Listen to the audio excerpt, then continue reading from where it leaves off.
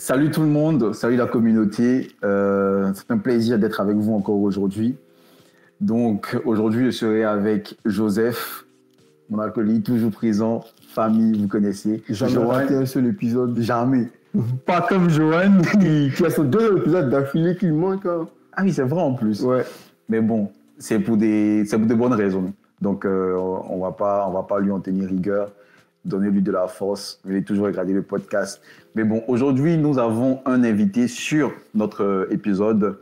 Donc, nous avons invité Sako qui va se présenter dans très peu de temps. Donc, Sako et moi, nous sommes amis depuis un petit moment, depuis 2018, quand on est rentré à l'INP. Donc, il aura l'occasion de vous expliquer. Très bon ami à moi. Et moi, ça me fait plaisir qu'il soit sur ce podcast.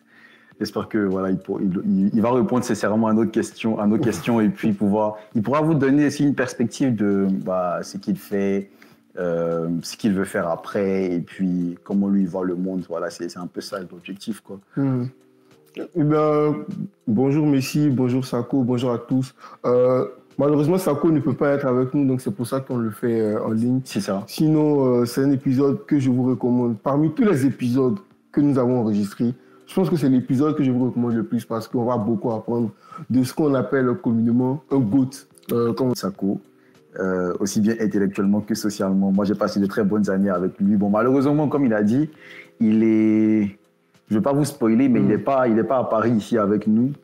Donc, ça fait que voilà, on a pas perdu ce lien d'habitude, mais voilà, d'amitié, mais on a toujours ce contact, voilà. Mais bon, bref. Assez parlé de mon amitié avec Sako. Je vous laisse découvrir qui c'est notre invité d'aujourd'hui. Sako, est-ce que tu peux te présenter, s'il te plaît? Donc, merci. Bonjour à tous. Je m'appelle Sako Amadou, d'origine guinéenne. Donc, actuellement, je vis au Danemark. J'étudie et je travaille aussi en même temps. Donc, mon parcours, il est simple. Déjà, j'ai commencé mon cursus en Guinée, à l'issue duquel, après le baccalauréat, je suis passé à l'INPHP où j'ai fait 2 ans de classe préparatoire. Puis après, j'ai accédé à Polytechnique où j'ai fait une formation en énergie et un peu en mécanique. Et là, actuellement, je fais une autre formation en wind énergie éolienne au Danemark. Et actuellement, je travaille en tant que consultant avec un fonds d'investissement. Ok. Très bien. Moi, je connais un peu la vie de Sako. Je pense que toi aussi, parce que voilà, on s'est connus un peu à Polytechnique et tout ça. Mais déjà, on veut te poser la question de qu'est-ce qui t'a motivé, tu vois, à quitter ton pays, la Guinée, qui est un très beau pays, hein.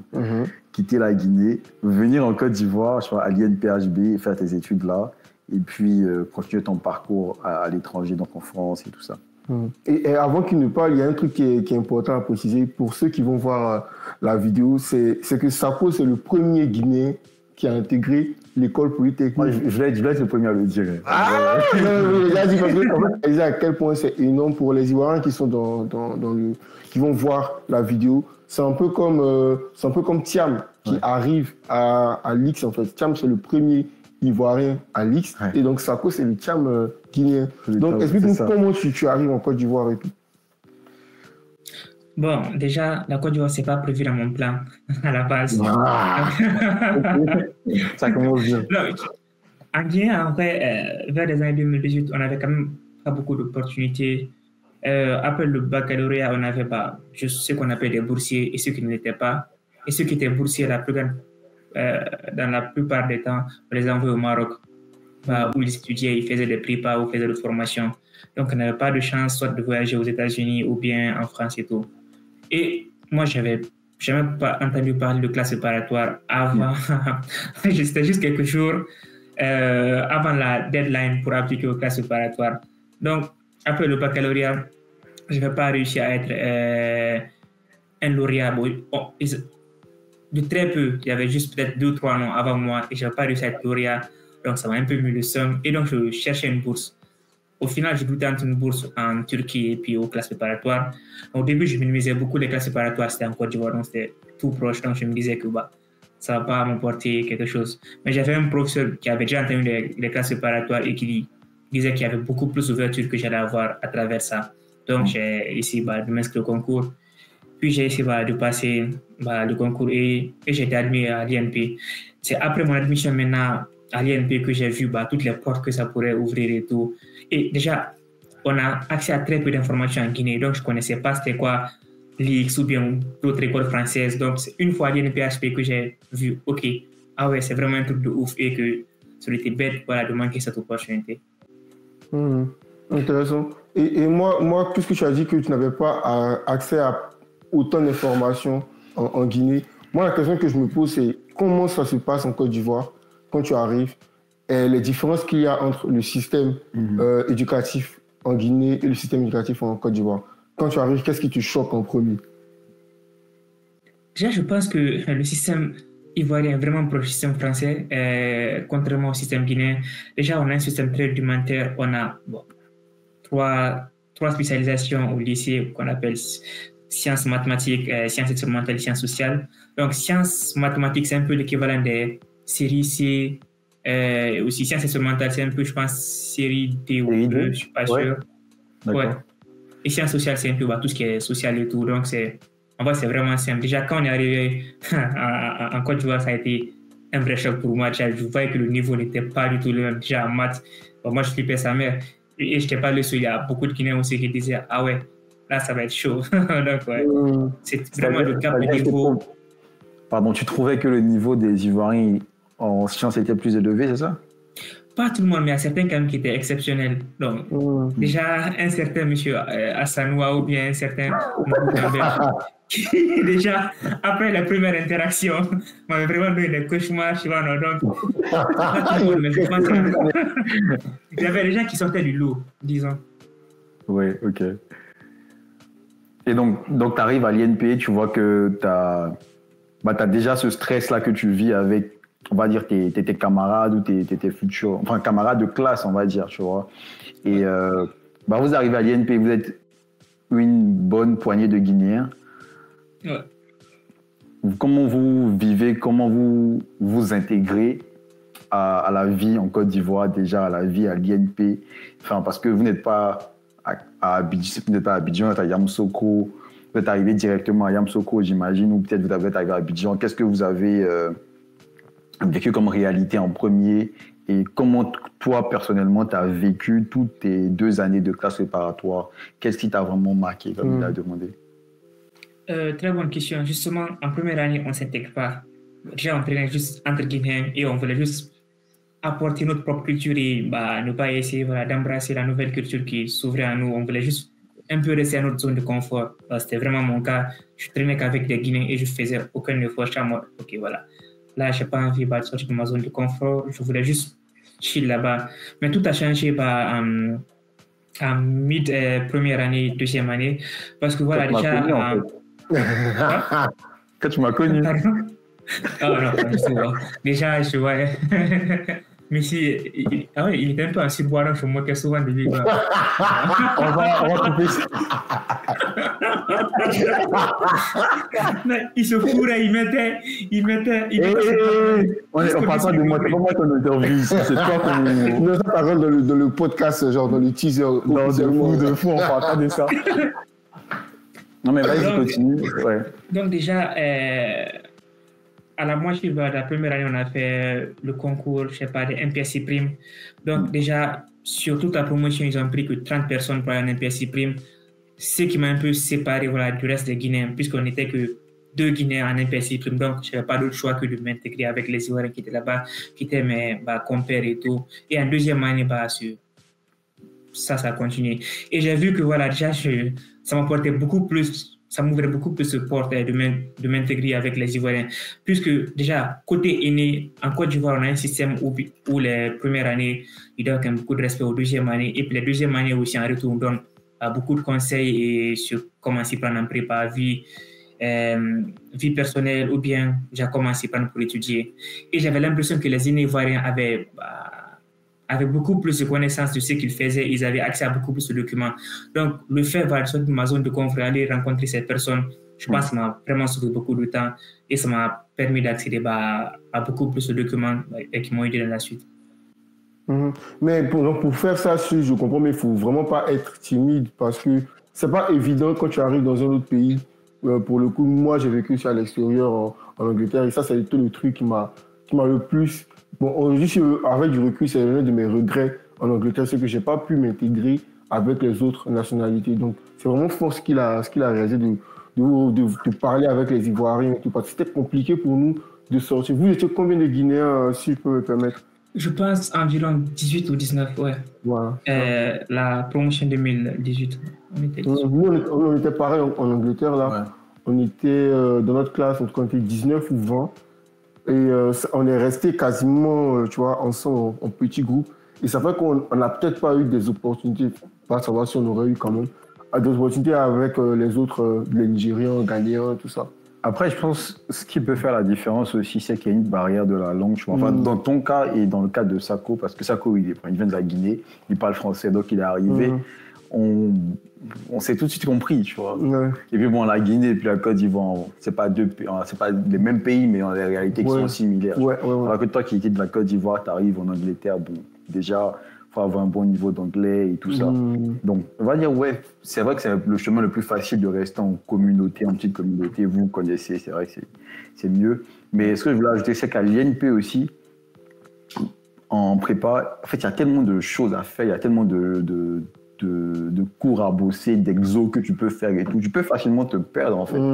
Et du coup, quand tu n'as pas les bons conseils venant des bonnes personnes, c'est facile de vriller. Il y a beaucoup de gens qui sont rentrés, qui ont voulu tout faire et voilà, qui se sont perdus finalement. Finalement, ils n'ont rien fait. Donc, effectivement, il fallait aller chercher l'information, parler avec des gens et tout ça. Et si je peux ajouter quelque chose, il faut aussi prendre en compte le niveau culturel. Moi, j'ai eu la chance de pouvoir refaire ça jusqu'à 3 fois. Je passe spoiler, mais bon, en Côte d'Ivoire, en France et au Danemark, donc j'ai eu la chance de refaire les mêmes expériences. Donc, la Côte d'Ivoire, ça m'a beaucoup facilité la tâche vu le niveau culturel. Les Ivoiriens sont vraiment ouverts et ils partent vers toi. Donc, ça fait que, voilà, ça facilite un peu le fait de s'intégrer et tout, ce qui n'est pas le cas dans les pays occidentaux. Et bon, tu as fait une très belle transition sur les pays occidentaux. Donc là, tu arrives en MP prime après MP étoile, qui est la classe dans laquelle Messi également, où tu as côtoyé également Messi, même si tu l'avais côtoyé au départ. Et pour ceux qui n'ont pas suivi les anciens épisodes, quand on parle de MP étoile, c'est vraiment le grade de l'INP, hein, c'est ça. des classes préparatoires. Des classes préparatoires à l'INPHB parce qu'ils ont accès à tous les concours. Et donc, comment ça se passe au niveau de cette classe, on va dire, où il n'y a que des surdoués, hein? Comment ça se passe là-bas?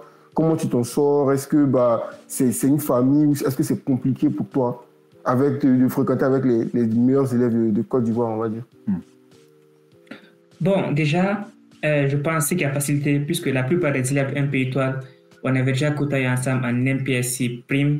Donc, ça faisait que peut-être 90% des élèves, on avait déjà fait au moins 6 mois ensemble. Donc, les niveaux... bon, déjà, cette question devait revenir à Messi, puisqu'il était un peu nouveau en MP étoile. C'est lui qui a dû sentir beaucoup plus de pression que nous. Non, mais je vais répondre à la question. Il voulait vraiment prouver. Comme je te l'ai dit, c'est pas moi qu'on interviewe, mais je vais répondre à la question. Okay. Donc, ça faisait qu'on avait déjà la chance d'avoir fréquenté ensemble pendant plus de 6 mois, 7 mois. Mais la nouveauté, c'était les profs n'étaient pas les mêmes. Donc, on a eu à avoir professeur Touré, qui était le professeur principal en maths en tant que full-time.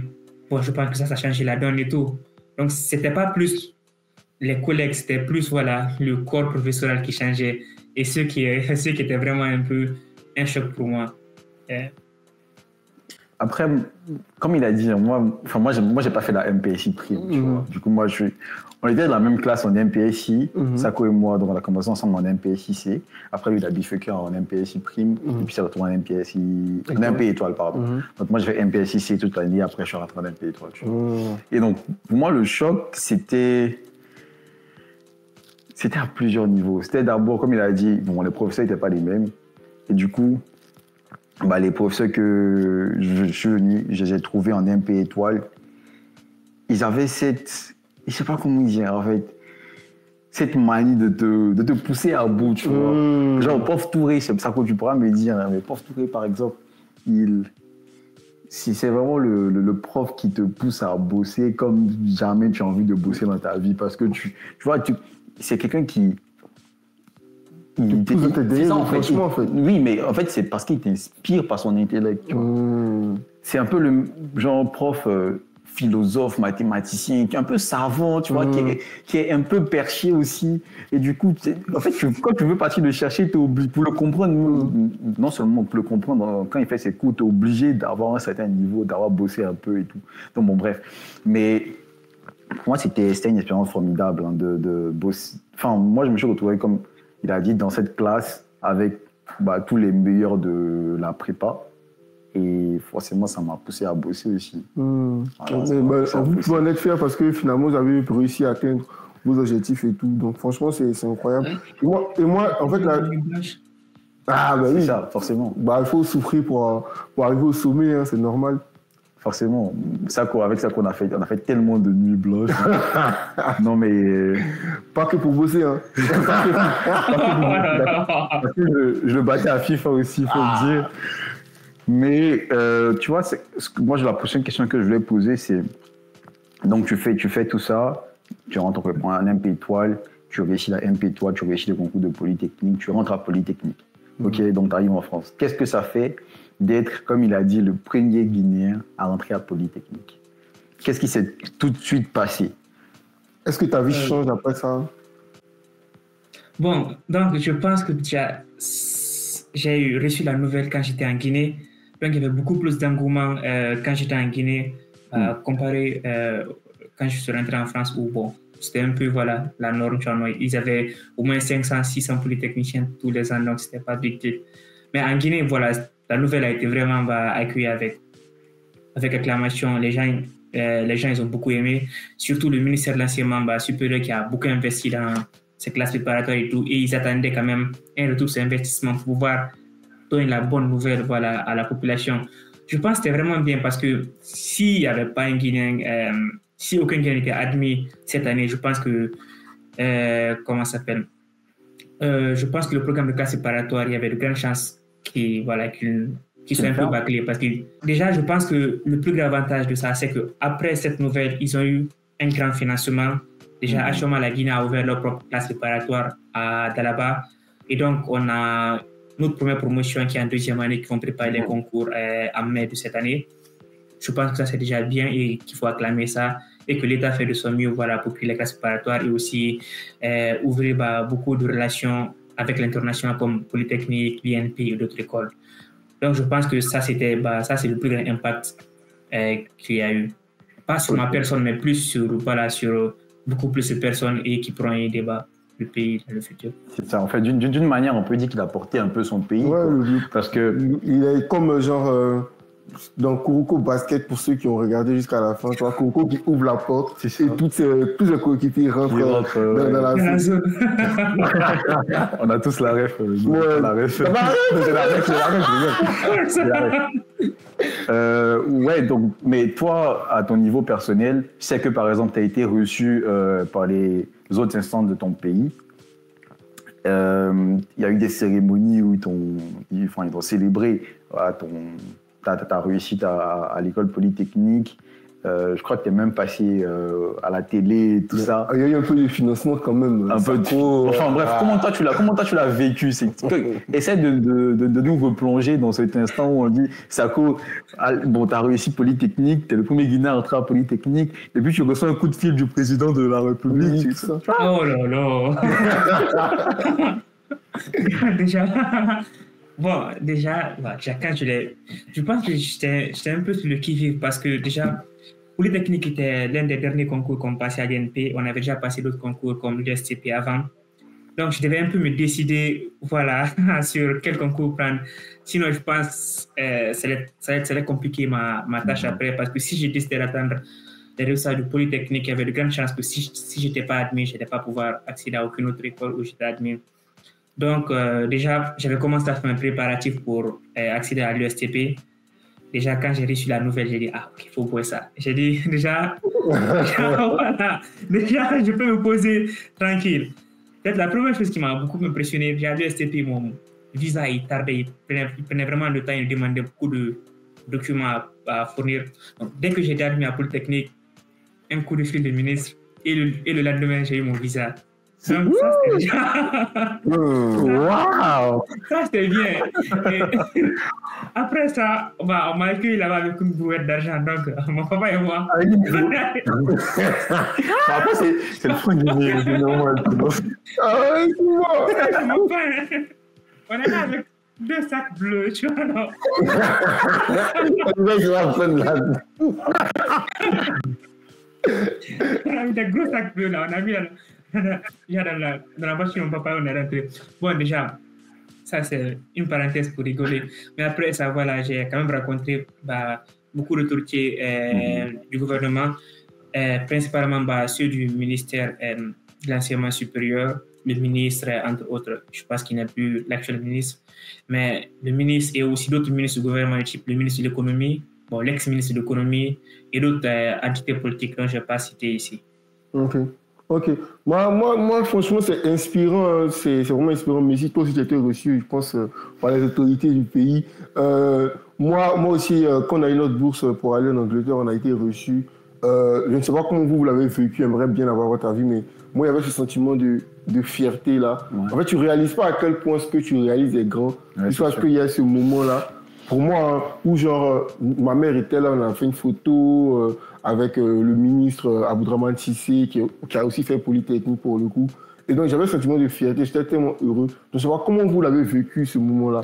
Et comment vous pensez que ça peut inspirer des jeunes qui s'apprêtent à passer ces concours-là? Je sais pas, moi, je pense que je peux répondre en premier, après toi. Oui, vas-y, pardon. Je pense que ce qui a changé déjà, quand on a fait toutes les festivités en privé, c'était encore bien, c'était gérable. Mais après avoir fait toutes ces interviews télévisées, déjà, ça a pris quelques jours avant que ça soit publié à la télé. Et donc, ils ont commencé à publier cette interview au moins 10 à 15 jours d'affilée, tous les jours à la même heure et tout. Donc, ça faisait qu'il y a beaucoup de personnes qui voyaient le même truc encore et encore. Et à un moment, quand je partais dehors, même quand je partais au marché, il y a des gens qui me donnent des trucs gratuits. Ah ouais! Je suis mon gars. Ouais, je suis sûr. Donc, quand je partais dehors, je me faisais beaucoup plus reconnaître. Et donc, voilà, c'est à ce moment que j'ai commencé à me rendre compte. J'ai dit, ah ouais, ça fait plaisir et tout. Et même quand je me baladais dehors avec mes parents et tout, les gens me reconnaissaient et tout. Et donc, moi, c'est là-bas où je me suis dit, ah ouais, là, ça fait plaisir et j'étais fier de moi. Ouais. Non, effectivement, c'est la même réponse que j'allais apporter parce que, à mon avis, tu t'en rends pas forcément compte jusqu'au moment où tu réalises que les autres ont cette perception de la réussite que tu as eue. Tu vois. Pour toi, ça peut te paraître comme normal, enfin peut-être pas normal, mais pas grande chose en tout cas. Ça y est, de prendre une photo avec une autorité, de discuter, de lui serrer la main. Bon, c'est bien, mais voilà, c'est fait, c'est passé, on passe à autre chose. Jusqu'à ce qu'on te rappelle, on te dise que mais ce que tu as fait, c'est vraiment, tu as accompli de grandes choses, tu peux être fier de toi et tout ça. À force d'entendre ça, que tu commences à réaliser que voilà, c'est pas rien, quoi. Ouais, c'est fort, c'est incroyable. En tout cas, moi, franchement, c'est des moments que, il y a plein de choses qui arrivent dans la vie, par exemple la naissance d'un enfant, le mariage, la première voiture, tout ça. Mais je pense que c'est des moments qui restent à jamais gravés dans la mémoire. C'est sûr. Et donc, ça que tu arrives à Polytechnique maintenant. Okay. Avant qu'on parle de Polytechnique, j'ai une question qui me tracasse. On a fait des épisodes précédents avec des étudiants ivoiriens qui ont fait le système ivoirien et qui ont parlé du fait que les professeurs ivoiriens sont trop durs, en général, où ils soutiennent pas assez les étudiants, dans le sens où c'est un peu trop de pression inutile. Toi qui viens de la Guinée, qui arrives dans le système ivoirien, quel regard tu portes sur les enseignants qui sont dans le système? Bon, déjà, moi, il y a beaucoup d'enseignants que je respecte beaucoup en Côte d'Ivoire. Déjà, je pense que c'est partagé. Je pense que si le prof te met la pression et qu'après, tu as une pression qui te pousse vers le haut, je pense que ça va. Et il y avait aussi un fait de beaucoup de professeurs en prépa où je pense qu'ils ne s'apportaient pas grand-chose comme plus-value. Ils se mettaient juste peut-être à lire des corrections et autres choses. Et en plus de ça, ils avaient un peu le toupet de t'imposer d'être présent en classe. Je me dis que si tu apprenais quelque chose, en vrai, la pression, je pense, ça va. Je pense dans tous les cas, même dans le monde du travail, tu auras tellement de pression, c'est juste ça te prépare à ton futur. Au moins, la pression, moi, en vrai, pas que je la kiffais, mais en vrai, je me dis que c'était normal. Mais c'est juste si c'est une pression positive. Mais si c'est le cas contraire, c'est une pression qui te fait juste perdre du temps. Je pense que voilà. Déjà, je prends le risque de ne pas me pointer aux heures de ce type de professeur. Donc, je prends le risque et je l'assume et tout. Mais du coup, tu veux dire que déjà en Guinée, tu étais accoutumé à ce type de pression de la part de tes professeurs ou c'est quelque chose que tu as découvert? Je suis un peu dur avec moi-même. Déjà, je mettais beaucoup de pression en Guinée et tout ça. J'étais quelqu'un de très compétitif. Donc, je me foutais tellement de pression en Guinée. Donc, je pense que même sans l'appui des professeurs, moi, ça allait continuer. Bon, en prépa, c'était un niveau au-dessus. Je vais l'avouer, mais d'un point, je me disais que c'était quand même pour mon bien. Tu vois. Alors, je me disais que si on me laissait beaucoup trop faire, ça allait être un peu de laisser aller et je n'allais pas être au niveau. Donc, moi, j'apprécie les professeurs et tout. Et surtout, une fois dans la vie active, je me dis que c'était vraiment bien pour moi d'avoir appris à supporter, avoir appris à être sous autant de pression. Parce que je pense que la pression qu'on reçoit dans la vie active, ça n'a rien à voir. Parce que là, tu veux faire perdre de l'argent aux gens et ça, c'est beaucoup plus de pression. Donc, déjà, je pense que je remercie déjà ces professeurs de m'avoir mis autant de pression et de m'avoir appris à être capable de supporter, surmonter autant de pression. Ok. Donc, on clôt le chapitre de l'INP. Maintenant, on arrive à l'IX, donc tu arrives à l'école polytechnique. Qu'est-ce que tu fais comme expérience? Qu'est-ce que tu découvres? Qu'est-ce qui te choque en premier? Qu'est-ce qui te marque durant on a fait quoi? 2-3 années sur le campus. Qu'est-ce que tu retiens, Sako? Bon, déjà, peut-être que ce que je regrette déjà à Polytechnique, j'ai l'impression que je n'ai pas fait assez, ou bien je ne suis pas sorti assez de ma zone de confort. Déjà, je pense que... J'ai l'impression que c'est la réaction que... Oui, j'allais dire la même chose. Parce que c'est un peu comme à l'INP, il y a beaucoup de choses à faire. Enfin, c'est plus qu'à l'INP, mais il y a vraiment beaucoup de choses à faire à l'IX. Tu vois, et tu as l'impression quand tu sors que tu n'as pas fait... peut-être que tu n'as pas exploité tout ton potentiel, ou bien tu t'es pas impliqué un peu dans la vie académique, extra-académique, pardon. Mais pardon de t'avoir coupé, vas-y. Non, désolé, comme tu le disais, je pense que j'ai commis la même erreur que tu disais avant, Joseph. Quand je suis venu, on est resté un peu notre groupe d'Africains. Donc, j'ai vraiment pas cherché à aller à la rencontre de l'inconnu, à la rencontre de l'autre et tout. Donc, je me suis un peu encastré, je suis un peu resté dans mon coin avec des personnes avec qui je me sentais à l'aise. Et je le regrette un peu. Je me disais que voilà, j'aurais pu peut-être avoir un bon network, au moins j'ai tiré beaucoup plus parti de Polytechnique. Parce que j'ai l'impression quand que j'ai l'impression d'avoir comment ça s'appelle, j'ai laissé le temps passer. C'est comme si j'avais subi le temps d'être là-bas au lieu d'être beaucoup plus actif et de prendre des décisions. Tant d'autres décisions, par exemple le fait d'avoir décidé de venir ici au Danemark, qui était l'une des plus actives décisions que j'ai prises et que je ne regrette pas, et aussi les stages que j'avais à apprendre, qui étaient calculés et donc que je ne regrette pas. Mais sinon, en grande partie, je n'ai vraiment pas profité beaucoup du puissant network que l'X possède. Et donc, par exemple, tu rentres en section basket. Est-ce que tu le subis ou est-ce que c'est un choix délibéré? Déjà, je ne suis pas en section basket, je suis en section poney. Poney, c'est... C'est vrai que c'est poney à la base. La poney, je dis que j'étais allergique aux chevaux. Attends, vas-y, raconte bien cette partie, s'il te plaît. Bon, déjà, quand j'ai postulé et tout, au lieu de mettre en section basket, j'avais pas beaucoup d'expérience, mais j'avais quand même des expériences présentes au basket. On m'a mis en section équitation, poney, qui n'est pas une très bonne section. Déjà, à côté vibes et tout. Je ne veux pas être censuré ici. Il y a autre chose que, voilà, je ne veux pas dire, mais ce n'était pas une très bonne section. Et j'ai demandé à changer, ils m'ont refusé. J'ai redemandé, ils ont dit de prouver. J'ai dit que j'étais allergique. Ils ont dit de donner des certificats médicaux et tout, mais j'ai dit que c'est plus, spirituel et religieux que dans mon corps. Je sais pas. Qu'il y a de mauvaises choses qui se passent dans leur vie. Donc, qu'est-ce que je fais dans cette section? Il y a de grandes chances qu'il y a des malheurs qui s'abattent sur moi et sur ma famille. Donc, c'est vraiment du n'importe quoi. C'est moi. Oh, c'est ok. Bon, ils m'ont mis en section basket à la fin. Mais déjà en section basket, peut-être que Messi va pouvoir le confirmer. J'avais l'impression quand même qu'il y avait une sorte de fossé entre moi et les autres de la section basket. Bon, j'étais proche de quelques-uns, mais j'avais l'impression qu'il y avait vraiment un fossé. Déjà, étant un étudiant africain et musulman, Alex, je pense que c'était un peu compliqué. Puisque, la plupart des personnes, ils sociabilisaient le mardi. Alex, qui est un peu un jour où on sociabilise autour de la boisson et tout. Et moi, ne buvant pas, donc je ne partais pas. Donc, ça faisait que ce temps que je manquais, il y a beaucoup de personnes qui formaient des groupes d'amis et tout, et qui tissaient beaucoup de liens. Donc, ça faisait à l'écart. Déjà, avant cela, déjà, les étudiants internationaux, je pense qu'ils subissent un peu de mise à l'écart de la part de l'X parce qu'on ne fait pas de stage militaire. Et j'avais l'impression que les stages militaires, il y a beaucoup de personnes qui s'étaient rencontrées. Donc, il y avait eu quand même au moins 6 mois pour bien se connaître et être potes. Donc, les étudiants internationaux étaient vraiment les gens nouveaux quand j'étais dans la fosse et ils devaient se débrouiller pour essayer d'être acceptés dans un groupe d'amis. Donc, n'étant pas dans aucun groupe d'amis, ne buvant pas et aussi ne faisant pas d'efforts pour aller vers l'autrui, ça faisait que je pensais qu'il y avait un fossé entre moi et beaucoup de personnes de ma section militaire. Ok. J'ajoute juste un petit éclaircissement ici.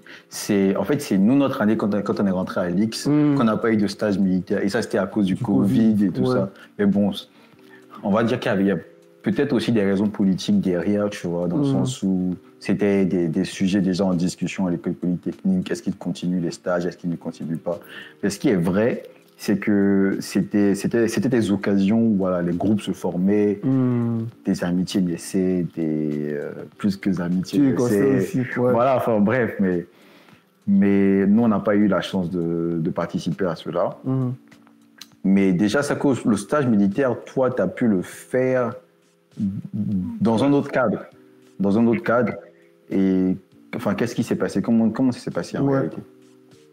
Bon, déjà, l'X est vraiment réputé pour être une école militaire et tout. Et je ne voulais pas quand même passer 3 ans et n'ayant pas vraiment vécu cette expérience que beaucoup décrivent comme ayant changé leur point de vue, leur perspective et tout à l'X. Donc, en 2e et 3e année, ils avaient des stages un peu volontaires qui étaient ouverts à tout le monde et dont on pouvait postuler, passer un test et essayer d'aller dans un département militaire pendant 1-2 semaines pour s'entraîner avec eux. Donc, moi, j'ai fait cette préparation et j'ai été accepté à la SNEC. Pas la SNEC, désolé, au 4e régiment étranger qui est à Toulouse et tout. Donc, on a une préparation de 2 mois à l'X et puis on a passé 1 semaine là-bas. Ce qui est vraiment une expérience de ouf. Déjà, tu vois qu'il y a pas mal de monde, des personnes qui parlent français. J'ai croisé des Ivoiriens, des Algériens. Et tu vois vraiment que ta perspective ou ta vision des choses est différente de ces personnes parce que ces personnes sont là-bas parce qu'ils n'ont aucun choix. Donc, c'est vraiment leur dernier recours.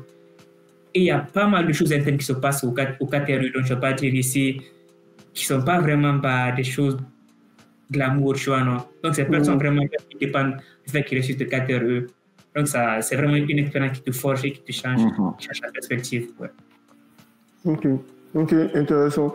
Moi, on n'a pas eu la chance de le faire aussi, parce que nous, on était les masters, mais ça, c'est notre débat. Mais la vraie question... On ne considère pas comme X. C'est ça. Et en fait, moi, la question que j'ai maintenant, c'est par rapport à quand vous arrivez à l'X et comment vous vous sentez. Parce que je l'avais, même pas en podcast, je l'avais posé, je crois, à Campbell ou à Sanoa, qu'on aura peut-être l'occasion d'avoir ici. C'est que, pourquoi est-ce que quand vous arrivez à l'X, on a l'impression que vous n'allez pas au niveau supérieur? En vrai, je dis ça, j'explique.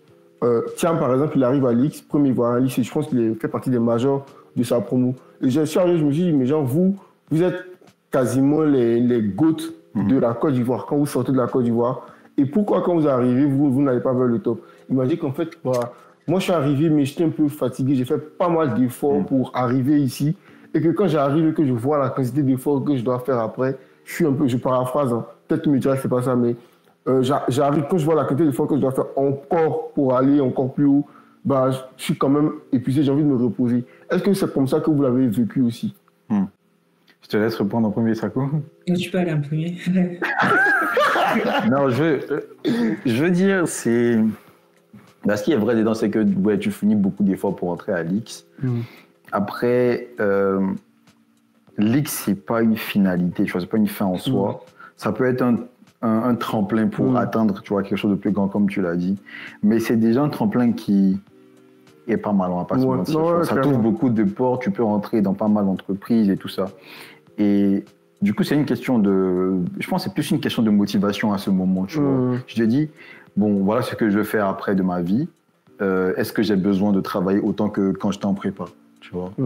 Pas forcément. Donc, peut-être que je m'intéresse à d'autres choses. Je me lance un peu plus dans la vie extra-académique, tu vois. Je m'inscris dans des billets, donc associations et tout ça. Et voilà, enfin, j'occupe mon temps de diverses manières, sachant que je travaille raisonnablement pour atteindre mes objectifs. Après, si ton objectif, c'est de faire de la recherche dans les meilleures universités, on a des X comme ça, hein, qui, voilà, aujourd'hui, qui sont dans les meilleures universités aux États-Unis, qui font de la recherche là-bas. Tu sais, tu travailles pour ça, tu vois. Donc, c'est vraiment, c'est au cas par cas, je dirais. Bon, je n'ai pas répondu mieux. Je pense que déjà, le gap, c'est que lorsqu'on arrive à l'X, déjà, on a un changement de perspective, par rapport aux choses. Déjà, moi, à l'X, quand j'étais là, je ne me disais pas, bon, comment j'allais faire pour être major de promotion et tout, mais comment j'allais dessiner ma carrière professionnelle. Qu'est-ce que je veux faire? Tu vois, non? Et quelles sont les personnes qui pourraient m'aider pour atteindre cela. Donc, dès que je suis arrivé à l'X, bon, je me disais que je peux passer mon temps à étudier pour être major de promotion.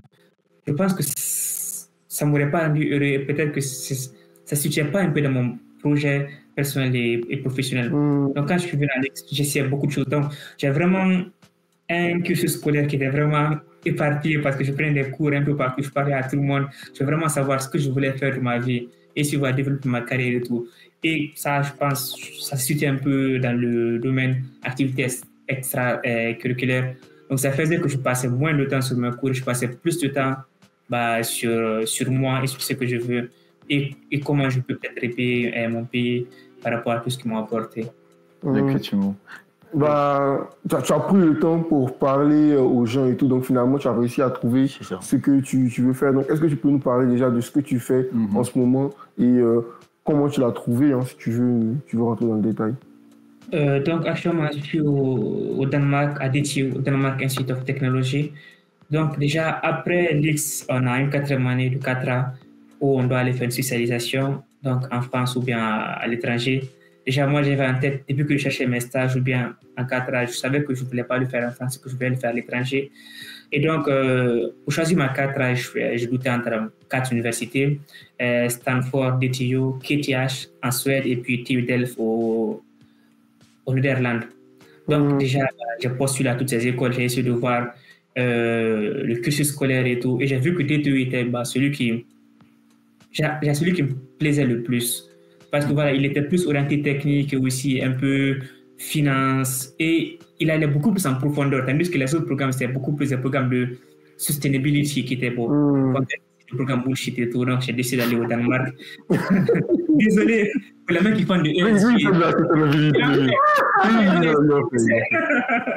Désolé pour ça. Donc, quand je suis venu ici à DTU, déjà, je fais du wind energy. Dans tout ce qui est éolien et tout, donc on a commencé à avoir beaucoup de cours techniques et tout pendant ma première année. Et je travaillais aussi à côté part-time dans une entreprise de consulting.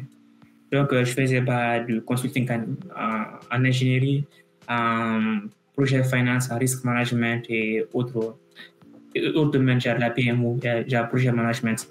Donc en 2e année, déjà à chemin, je suis en 2e année. Donc j'ai commencé à me rendre compte que je ne voudrais pas terminer ma vie en ingénierie. C'est sympa d'avoir le background d'ingénieur et de pouvoir jump on sur certains projets de temps à autre.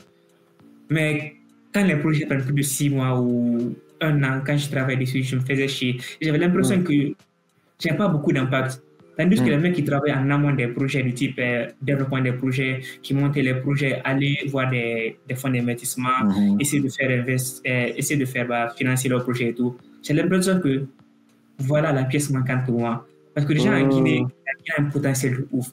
Genre en hydroélectricité, on a plus d'un potentiel genre de 6 gigawatts genre d'hydroélectricité.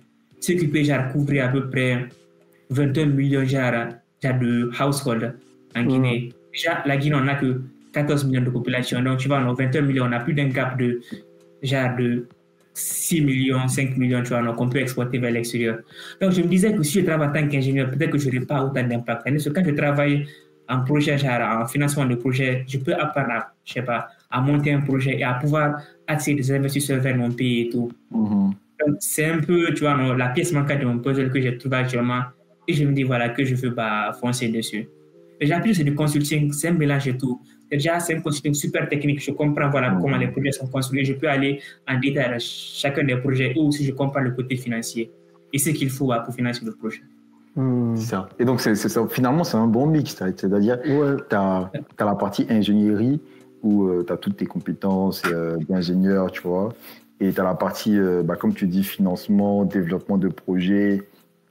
Et aujourd'hui, je pense que c'est un profil qui est très recherché sur le marché, hein, on ne va pas se mentir, de pouvoir comprendre les aspects techniques, pouvoir comprendre aussi les autres aspects économiques, financiers, même géopolitiques, hein, je pense que tu le sais mieux que moi. Et moi, ce qui me passe par la tête actuellement, c'est que Sako, désolé de le dire comme ça, hein, mais c'est l'espoir de tout un pays. Tu vois.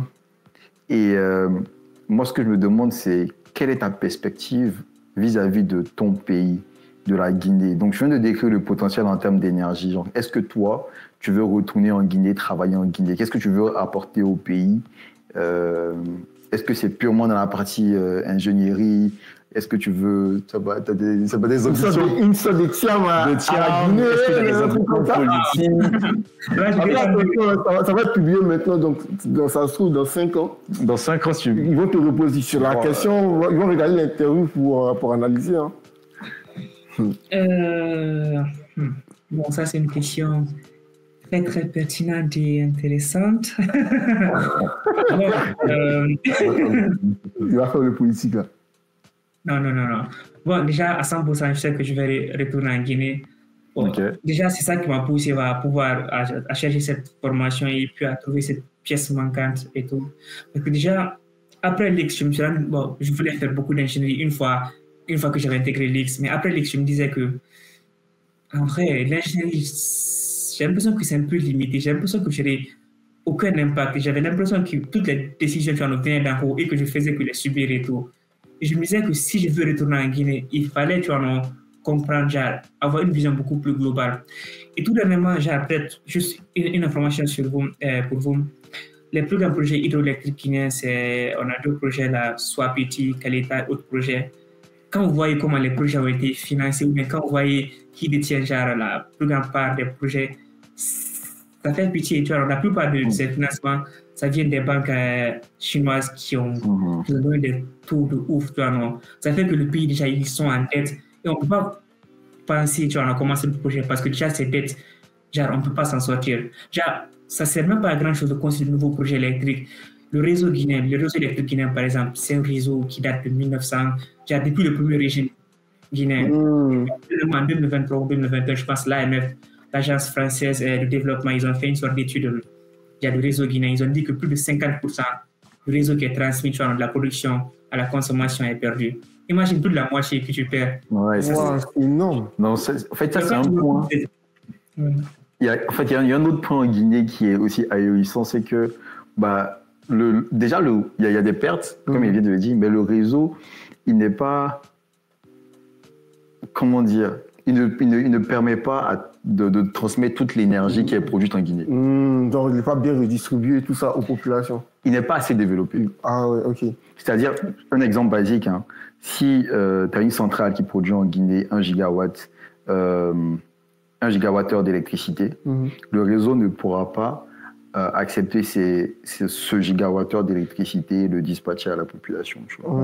Et donc, il faut développer encore plus ce réseau, tu vois, électrique et le rendre plus efficace, donc de sorte à ce qu'il y ait moins de pertes et tout ça. Et ça, c'est une partie qui est purement ingénieur. Oui, il faut d'accord trouver les financements, mais il faut savoir comment ça marche, il faut savoir comment faire. Et je pense que c'est là où c'est pertinent, ça, coach. Déjà, ça me faisait un peu, ça me faisait pas chier, mais tu vois, quand je me disais que pas le régime passé, mais ils sont mis à construire autant de centrales hydroélectriques et tout, sans tenir en compte, un truc aussi basique, quand tu fais une étude de faisabilité, tu te dis, ok, je produis un truc, est-ce que j'arrive à raccorder la production à la consommation. Donc déjà, ils sont endettés et qu'ils n'arrivent même pas peut-être à rentabiliser le truc. Donc ça fait que, tiens, puisque c'est un prêt avec un taux d'intérêt, donc le plus de temps ils mettent à payer le prêt, le plus le truc l'intérêt, ils vont payer, effectivement.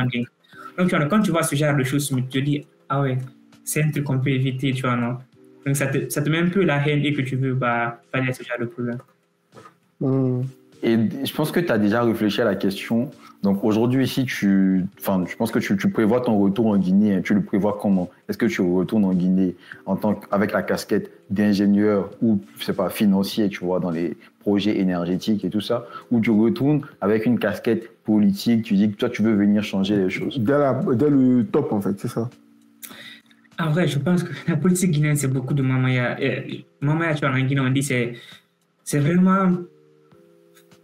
En vrai, je pense que retour en tant que politicien, ça ne va pas apporter grand-chose. Tu vas passer vraiment à sensibiliser des populations et tout. Moi, j'aimerais peut-être beaucoup plus me concentrer sur des projets et juste travailler dessus. Donc là, actuellement, je pense à deux voies. Soit je rentre en tant que ingénieur ici, essayer d'avoir un poste là-bas, ou bien de l'extérieur, si j'arrive à intégrer un plus grand fonds d'investissement, et essayer de monter un projet qui va être construit en Guinée et tout, puisque je peux développer mon réseau, mes connaissances en Guinée, donc je peux de l'extérieur aussi aider à développer, former des projets qui vont être appliqués en Guinée. Donc là, je suis un peu au milieu des deux, j'essaie de voir ce qui aura plus d'impact et tout. La casquette politique, je pense que pour l'instant, la politique guinéenne, c'est compliqué, tu vois, je ne sais pas vous dire, c'est vraiment, tu vois, il y a un système très simple en Guinée, tu vois, celui qui me nourrit aujourd'hui, il a ma voix. Donc, quel qu'en soit ton projet, les gens, ils voient au court terme. Donc, si tu vois, tu vois, on a un peu aussi une municipalité et que le politicien vient, il donne de l'argent à cette municipalité, de donner peut-être un sac de riz et de l'huile à toutes les maisons de cette municipalité. Si la personne reçoit de l'huile et du riz de la part de ce politicien, il donne sa voix. Donc, tu vois, ça ne dépend pas de ton programme et de ton projet et tout. Ça dépend beaucoup plus de ce que tu envoies. Et la plupart de la population est analphabète. Donc, je me dis que ça va vraiment être compliqué, même si tu viens avec un programme de ouf et tout, j'allais t'imposer. Surtout que moi qui passe maintenant presque la moitié de ma vie hors de mon pays, ils vont un peu me voir comme quelqu'un de l'extérieur et que je ne connais pas assez les réalités du pays. Donc, je me dis que c'est vraiment désavantageux si je rentre avec la casquette politique. Oui, c'est une problématique. Tiens, en fait, ce que je viens de dépeindre là, c'est ce que nous, on a en Côte d'Ivoire. Et je pense que même nous, on sera confrontés à ça. Donc, c'est quand même... Tu veux la casquette politique? Ah non, la casquette politique, à ce moment, je suis Joseph, mais la casquette politique, c'est Réel News. Je vais la porter plus tard. Mais moi, je trouve que c'est vraiment dommage de vivre ça, en fait, en tant que jeune. Parce qu'en fait, on parle, on rigole et tout, mais on a cette crainte en nous, en vrai. Elle est là, elle est présente, je dis, à un moment donné, je ne sais pas si je rentre et que je viens avec de bonnes idées, est-ce qu'elles seront acceptées? Et au final, pour les moins courageux, ça les inhibe. Et je dis, mais pourquoi aller me prendre la tête au pays au lieu de rester ici avec peut-être ma petite famille, je vis ma petite vie tranquillement. C'est vraiment un truc qui est dommage et qui pousse vraiment à la réflexion. Peut-être on aura un autre épisode sur ça après. Hein. Effectivement. Mais là, en tout cas, on a vraiment appris à connaître un peu mieux Sakou. Moi-même qui l'ai fréquenté depuis plusieurs années, j'ai découvert d'autres facettes de cette belle personnalité. Et comme je le disais, c'est un plaisir de t'avoir eu, Sakou. On est pratiquement à la fin de l'épisode. Hein. Donc, je ne sais pas si tu as un dernier mot, un conseil ou des conseils pour nous, tu vois, auxquels on peut répondre. On serait vraiment ravis de t'entendre. Donc, on te laisse la parole pour ces dernières minutes. Donc, déjà, merci de m'avoir invité. C'était vraiment un plaisir d'être sur cet épisode avec vous. Et déjà, je vous félicite déjà d'organiser cela. J'avais une idée similaire de pouvoir le faire, mais je ne suis pas allé au bout du mesure parce que je me disais que ça allait faire beaucoup de travail et tout. Et vous, vous faites un peu ce qui vous passe par la tête et ça, c'est vraiment un grand chapeau à vous. Et vous voir, publier toutes les semaines, toutes les 2 semaines, c'est vraiment... Je sais que c'est beaucoup d'engagement et tout parce que vous avez déjà votre vie à vous, vous travaillez à côté, vous faites beaucoup de choses à vous. Donc, prendre le temps d'interviewer des gens, trouver des personnes, les interviewer, faire le montage après, faire la publicité et tout, ça va être un travail énorme. Et je pense voilà, qu'il faut vraiment vous saluer pour ça et vous donner beaucoup de force. Merci beaucoup, hein. C'est venant d'un GOAT. C'est vrai. C'est incroyable. J'ai des larmes aux yeux. Et là, tu pour 100 ans de podcast. Bah oui, franchement, là, on va les faire encore continuer. Même si tu as d'autres vidéos auxquelles tu penses, tu peux nous envoyer comme ça, on va les. Voilà. Ok, ouais. Ça va, ça. Et moi, la dernière chose que j'ai à dire, c'est que Sako, j'attends ton invitation en Guinée. Voilà, donc tu me dis si... Est-ce que c'est que pour Sako que tu veux passer? Parce qu'on a enregistré un autre épisode il y a quelques temps, déjà là, mais on y reviendra plus tard. C'est que pour Sako, justement. Je veux partir découvrir la Guinée avec Sako. Apparemment, c'est un très beau pays. Avec, voilà, si. Moi,